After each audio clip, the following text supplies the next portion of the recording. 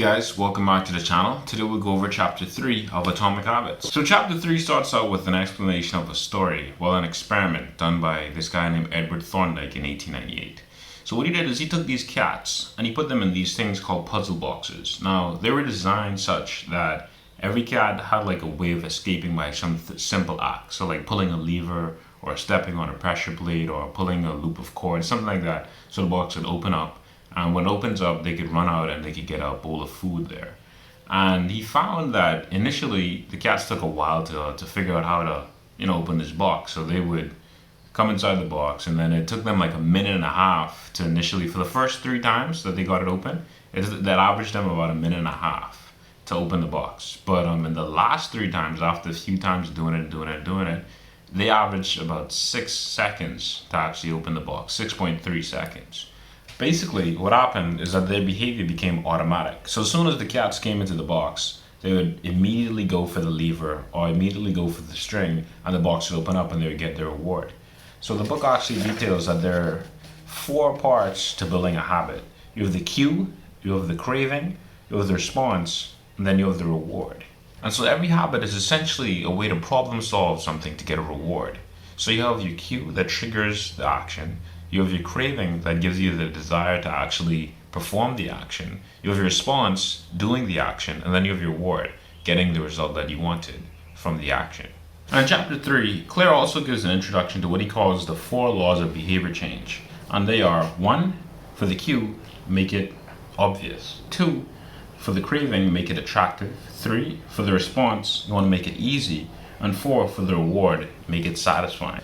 So, what did I apply from what I learned this week? Well, I tried to develop a new habit. I tried to code 1 hour a day, and I set an alarm for the time for me to code, so that's the cue. I didn't really have much of a craving, I guess, but the reward would be for me to take a stroll outside for 5 minutes after I was finished. And it went okay, but until I got stuck. And so I did it for 3 days, and then I got stuck on a problem. And yeah, after that, I kind of just looked at it for a while, and the next day I went back and didn't look at it, but I didn't code, and then I got distracted with other stuff, so it kind of died down, which is bad. But the reward thing, the cycle of it, it does work, but it's just not as, you have to make consistency happen. It's not going to be automatic initially, so it's going to be difficult no matter what once you start doing it. Keeping that level of consistency, but after, I guess, with time comes that automatic response. So I guess it's just timing all that is. Well, it's me continuously doing it. So I think that's the biggest thing to it.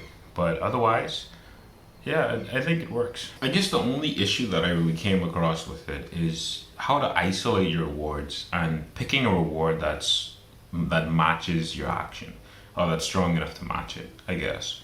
So what do I mean by that? Well, you could do an action and you could get a reward from that, but if that reward is already correlated with something else, like how likely you to relate that this reward is specifically going to be given to me if I do this thing, if it's something that you already get when you do something else, you know what I mean? So it's like, if you like with me, when I go outside after I do the programming, sometimes I just go outside just to go outside and take a stroll. Like, how is that a reward when I just do it sometimes just for fun? It's kind of weird when you try to isolate it. And then how do you pick a reward that's strong enough to match that action? So for instance, brushing your teeth, right? When you brush your teeth, you get that nice feeling of cleanliness, like after you finish brushing your teeth, which is a good feeling. But let's say you did an action that required 2 hours of effort or work, and all you get is like a similar feeling, like a nice feeling of cleanness on your teeth afterwards. I don't know, I'm just saying, right? But it's like, how does the reward match up to the actual action? Like, does it matter how much pleasure you get from the reward, or does it, can you pick a reward that isn't too satisfying, that is too satisfying? How do you get the right level for it? So that's kind of the trick with it whenever you're engineering these habits. But otherwise, it seems to be effective to some degree. It seems to be pretty effective, actually. And I know this because before I did this, I remember in video 2 when I talked about my control week, It said that you notice my log. Now what I did is I set like rewards in place with that too for all my productivity and stuff like that. So if I hit like 80% productivity, then I would get I don't know, eat snacks throughout the next day. And if I hit like if I went to bed before 10 p.m., then the next day I'd be able to actually listen to music and audiobooks because I like audiobooks and music. And so those are my rewards, and I found that I started to do those things more frequently because I was rewarded for it. And it did work for me.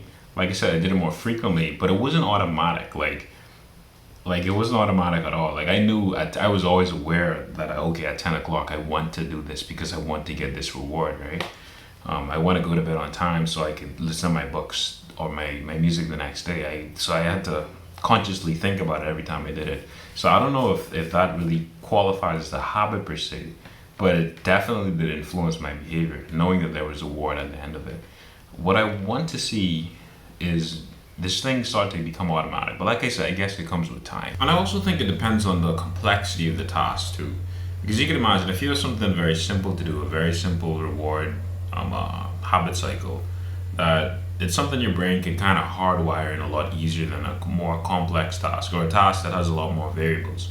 Because there's so many different things to track, and it could be difficult, I guess, for the brain to actually say, okay, correlate this specific action with this reward if the action is different every time. It's kind of like you have to use a more advanced form of pattern recognition for the brain to say, okay, this is the action and then this is the reward. That's my hypothesis. So guys, that's the end of chapter 3. I hope you guys liked the video. If you did, please leave a like and comment down below. Also subscribe if you guys are interested in more of this content, and hit that notification bell so you all stay updated when I upload a new video. Anyways, I'll see you guys in the next one. Peace.